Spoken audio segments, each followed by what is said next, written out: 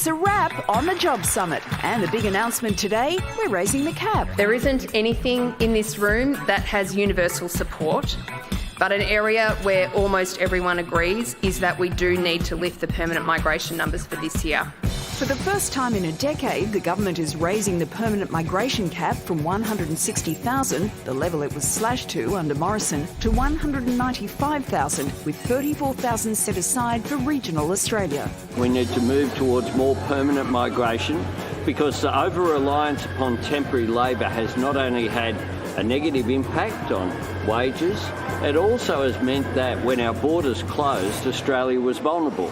This is a really sensible decision. It's going to put thousands of workers into the system. It's not so much about the number. We support lifting migration, but permanent migration. But is it as simple as turning on the migration tap? After all, just because you invite someone doesn't mean they'll turn up, a point demonstrated by the opposition leader. Sitting there with some CFMEU thug is not my idea of a fun day out. Who offered his thoughts from the Gold Coast. This is a decision that should have been made 100 days ago when the government was elected, but of course they didn't do that. They waited for this union summit. The other crucial announcement today centred on clearing the decks. With almost 1 million visas in the queue when Labor took office, a $36 million funding boost will tackle the piles of skilled applicants, temporary visas and family visas. The backlog will be cleared. Waiting times will continue to come down. So is this announcement the silver bullet to tackling Australia's skills shortage? Well, Abul Rizvi was the architect of Australia's high immigration policies under John Howard, and he joins us now. Abul, what difference does it actually make to increase the migration cap to Australia's skilled worker shortages? Well, in the short term, and I'd define that in the next 5 to 6 months, it actually won't make much of a difference. And that's because the visa system cranks and moves very slowly. States will have to nominate the people they want. The applications will then have to be received by the Immigration Department. The Immigration Department will have to process them. As we know, there are large backlogs in the Immigration Department. And once they've been processed and approved, the people then have to actually arrive. All of that will not take place in the next 5 or 6 months. Why then is this the option that the government's going for when we know there's all these different groups of people in Australia who want more work, but for various reasons, whether they're on the disability pension or the cost of childcare, it's difficult for them to do it? Why wouldn't they go for those options for the people that are here first? Well, I think the government is going for those options as well. For example, what they've announced in terms of pensioners being able to earn an extra $4,000 a year before any of their entitlements are affected is a substantial move in that direction. I think the issue here is more long-term.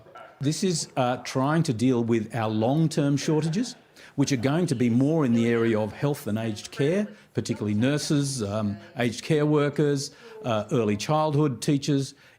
In those sorts of areas, that's where this change would be targeted. Well, I can certainly confirm that there are more people out there working, because I was in Cairns and Townsville last week, and the waitress serving me, I honestly, she was wearing a badge, I thought her name was Trainee.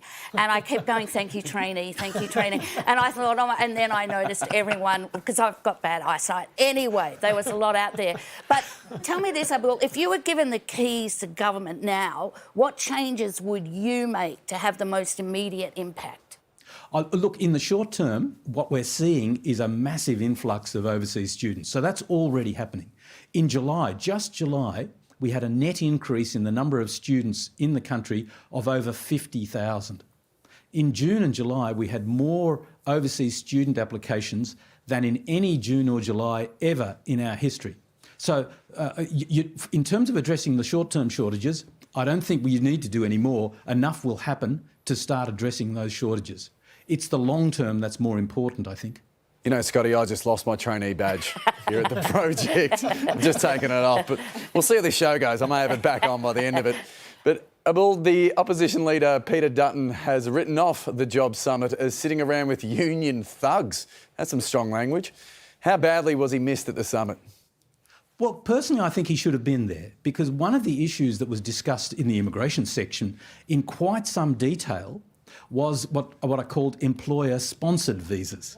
Now, Mr Dutton made very, very significant changes to those visas in 2017-18, essentially constricting them very dramatically. Essentially, there was unanimous agreement during the Job Summit to undo all the changes that Peter Dutton made.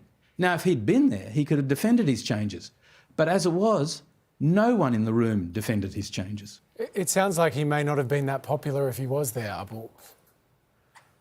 Well, I can't comment on that, Hamish. Mr Dutton's popularity is a matter for him. I love it. Still a diplomatic public servant through and through. Abel Rizvi, thanks for your time. You're welcome, Hamish.